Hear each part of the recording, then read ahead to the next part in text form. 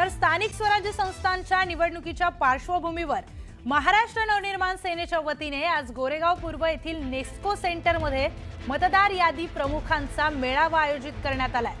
मनसे अध्यक्ष राज ठाकरे यावेळी मार्गदर्शन करणार आहेत। आगामी महानगरपालिका आणि विधानसभा निवडणुका डोळ्यासमोर ठेवत मनसेने मतदार याद्यांवर लक्ष केंद्रित केल्याचं या मेळाव्यावरून स्पष्ट होत आहे। मतदार याद्या अद्ययावत करणं, नवीन मतदारांची नोंदणी करणं आणि पक्षाच्या गटप्रमुखांना यादी संदर्भात सूचना देणं हा या मेळाव्याचा मुख्य उद्देश असण्याची शक्यता आहे। या मेळाव्याला मुंबई महानगर प्रदेशातील मनसेचे सर्व प्रमुख पदाधिकारी आणि मतदार यादी प्रमुख उपस्थित असणार आहेत। निवडणूक आयोगाला दिलेली 2 दिवसांची मुदत संपली, त्यामुळे या 2 दिवसात निवडणूक आयोगाकडून कुठलाच बदल न करण्यात आल्यानं राज ठाकरे निवडणूक आयोगावर मेळाव्यातून काय बोलणार हे पाहणं महत्त्वाचं ठरणार आहे।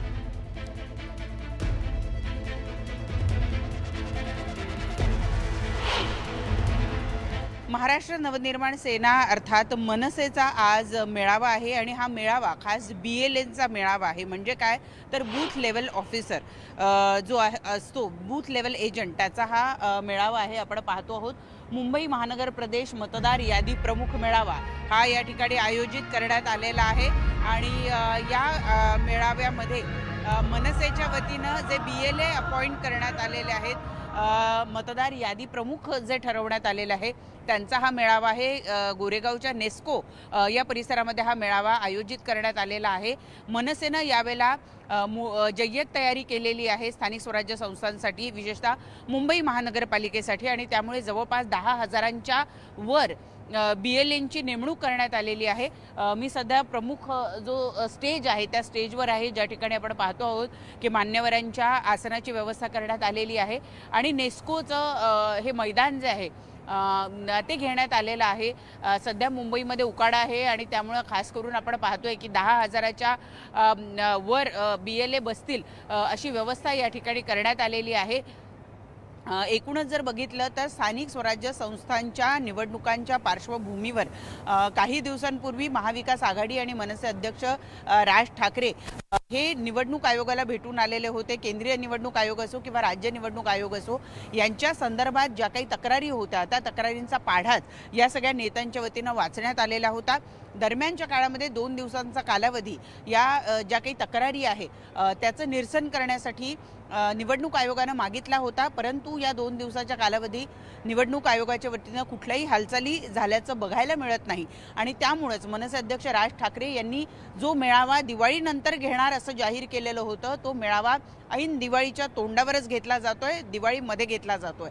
आपण पाहतो आहोत की हा जो मेळावा आहे हा घेण्याचं प्रमुख कारण असं सुद्धा आहे की एकूण जे मतदार याद्यांचे जे प्रमुख आहे, ज्याच्याकडे साधारणतः 800 ते 1200 पर्यंत मतदार असतात, या मतदारांच्या संदर्भातले म्हणजे त्यातले काही मतदार कमी झाले आहेत का, काही वाढलेले आहेत का, काही 18 वर्ष पूर्ण केलेले आहेत का, तर काहींचा मृत्यू झालेला आहे का, म्हणजे नावं गाळणं असो किंवा नावं टाकणं असो, या दोन्ही गोष्टींचं ची प्रमुख जबाबदारी या सगळ्या BLNची असते आणि या BLNनी या सगळ्या कुटुंबांशी या मतदारांशी संपर्कात राहावं अशी अपेक्षा असते।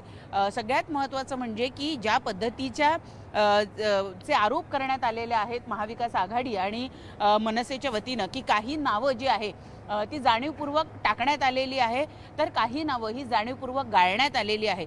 परराज्यातूनही काही नागरिक जे आहेत त्यांचं नाव या ठिकाणी नोंदवण्यात आल्याचा आरोप सुद्धा महाविकास आघाडी आणि मनसेच्या वतीनं करण्यात आलेला होता।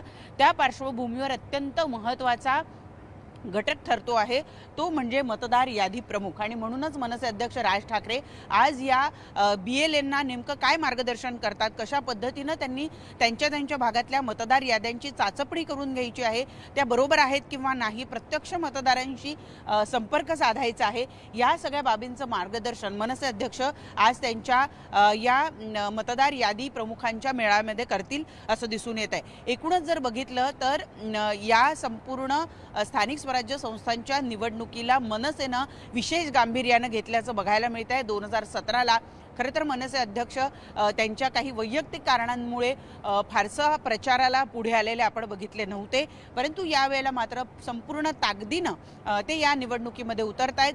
त्यात यावेळेला त्यांच्या बंधूंची साथ सुद्धा त्यांना मिळते असं जवळपास दिसून येत आहे. या पार्श्वभूमीवर स्थानिक स्वराज्य संस्थांच्या निवडणुकीमध्ये मनसेला जास्तीत जास्त यश मिळवण्याचा प्रयत्न हा मनसेच्या वतीनं केला जाणार आहे आणि त्या दृष्टीनं सुरुवात ही ऐन दिवाळीमध्येच करण्यात आली असं म्हणायला हरकत नाही. आणि त्यातही मनसेनं यावेळेला आपलं लक्ष केंद्रित केलेलं आहे ते BLA म्हणजे मतदार यादी प्रमुखांवर, ज्यांना आज मार्गदर्शन स्वतः मनसे अध्यक्ष राज ठाकरे करताना आपल्याला बघायला मिळतील. व्हिडिओ जर्नलिस्ट हर्षदसह प्रणाली कापसे, न्यूज 18 लोकमत, मुंबई. शाखा प्रमुख बघितले किंवा विभाग अध्यक्ष बघितले, परंतु पहिल्यांदाच यांचं महत्त्व इतकं का वाढलंय की थेट मनसे अध्यक्षांनी त्यांचा मेळावा घेण्याचं ठरवलं? कारण असं आपण जर गेल्या काही दिवसातल्या घेतलेल्या राजसाहेबांच्या आणि शिष्टमंडळाच्या भेटीगाठी बघितल्या तर जो याद्यांमधला घोळ आहे संपूर्ण महाराष्ट्रामध्ये तो आता दोन्ही आयुक्तांसमोर आपण आणलेला होता. आणि दुसरं राजकीयदृष्ट्या येणाऱ्या ज्या निवडणुका असतील त्याच्यामध्ये BLAनं अनन्यसाधारण महत्त्व आहे, कारण ते त्या यादीवरती अभ्यास करत असतात. आणि म्हणून आत्ता हा मुंबई ठाण्यातील सर्व BLAंचा हा मेळावा ठेवलेला आहे. त्याच्यामध्ये इतर सर्व पक्षाचे सन्मानित पदाधिकारी असतील आणि त्याला राजसाहेब ठाकरे उत्तम असं मार्गदर्शन करतील आणि आम्ही सगळ्यांनी त्याचीच वाट बघतोय. साधारणपणे आता पण परवाच्या ज्या भेटीगाठी झाल्या त्यामध्ये मनसेला ज्या काही शंका होत्या त्या तर उपस्थित करण्यात आल्याच, परंतु महाविकास आघाडीनंही त्यांना आलेले मतदार याद्यांच्या संदर्भातले अनुभव या ठिकाणी सांगितले. महाराष्ट्रातल्या वेगवेगळ्या कानाकोपऱ्यात बदललेल्या याद्या, घातलेली माणसं, काढलेली माणसं यांची सुद्धा माहिती देण्यात आलेली आहे. या व्यतिरिक्त अजून काही घोळ असे आहेत का की जे आज मनसे अध्यक्ष स्वतः या मार्गदर्शनामध्ये बोलून दाखवतात? काय याद्याच घोळांच्या बनवलेल्या आहेत. म्हणजे मला वाटतं सत्ताधारी टीका करत होते, ही भेट घेतली यांना कुठे जायचं माहीत नाही, कोणाकडे जायचं माहीत नाही. कसं असतं, अंगाशी आले की टीका करतात, लक्षात ठेवा. आणि त्यामुळे आम्ही गेलो होतो, योग्य ठिकाणी गेलो होतो शिष्टमंडळ म्हणून. या दोन्ही आयुक्तांना हा निर्णय घ्यायला लागला की अहवाल द्या म्हणून. आणि हा अहवाल थातूरमातूर असून चालणार नाही. तो अहवाल 9.5 कोटी मराठी जनतेला, जे मतदार आहेत त्यांना न्याय देणारा असला पाहिजे. आणि तुम्हीच सगळ्यांनी ती काय रिॲलिटी चेक सगळे बघितले, त्यात सगळं सिद्ध झालेलं आहे. आणि त्याहूनही महत्त्वाची गोष्ट की सत्ताधारी पक्षाच्या मंदाताई म्हात्रे असतील किंवा गायकवाड असतील किंवा आपले चव्हाण म्हणून ते असतील, यांनी शेवटी काय सांगितलं, तोच सूर सांगितला ना, कुठे याद्यांचा गोंधळ आहे, कुठे दुबार मतदानाचा गोंधळ आहे. आम्ही सांगतोय काय की मतदान पारदर्शक करा. मग मिरच्या दुसऱ्या पक्षांना काय जमतायत? आम्ही बोलतोय काय त्या निवडणूक आयोगाशी, इतर पक्ष त्यात का मध्ये तोंड घालतात? आम्ही कोणावर दुसऱ्यावर आरोप केलेत का? बरं, तुम्हाला पारदर्शी मार्गाने मतदान हवं आहे का नको आहे, हा प्रश्न आहे. व्हिडिओ जर्नलिस्ट हर्षदसह प्रणाली कापसे, न्यूज 18 लोकमत, मुंबई. पुढची बातमी पाहूयात. सर्वोच्च न्यायालयाच्या आदेशानुसार राज्यातील रखडलेल्या स्थानिक स्वराज्य संस्थांच्या निवडणुका ही घेण्याची तयारी राज्य निवडणूक आयोगाने सुरू केली आहे. त्यानुसार नोव्हेंबरच्या पहिल्या आठवड्यामध्ये निवडणुकीची घोषणा केली जाण्याची शक्यता आहे. त्यामध्ये देखील राज्यातील 247 नगरपालिका आणि 147 नगरपंचायतींच्या निवडणुका या डिसेंबरच्या पहिल्या आठवड्यात होण्याची देखील शक्यता वर्तवण्यात येते. महापालिका, नगरपालिका आणि नगरपंचायत, त्याचबरोबर जिल्हा परिषद आणि पंचायत समिती अशा त्रिस्तरीय निवडणुका घेण्याची तयारी राज्य निवडणूक आयोगाने केली आहे. या संदर्भामध्ये राज्य सरकार आणि जिल्हा प्रशासनाबरोबर निवडणूक आयोगाने तयारीचा आढावा देखील घेतलाय. पहिल्या टप्प्यामध्ये राज्यातील 247 नगरपालिका आणि 147 नगरपंचायती यांच्या निवडणुका होतील. या निवडणुका नोव्हेंबर अखेर घेण्याची योजना होती, परंतु त्या बहुधा डिसेंबरच्या पहिल्या आठवड्यात होतील अशी शक्यता वर्तवण्यात येते. विरोधकांनी मतदार याद्यांवर आक्षेप घेत निवडणुका पुढे ढकलण्याची मागणी केली होती. मात्र आता विरोधकांच्या मागणीला आयोगानं केराची टोपली दाखवली आहे का, अशी सुद्धा चर्चा रंगली आहे.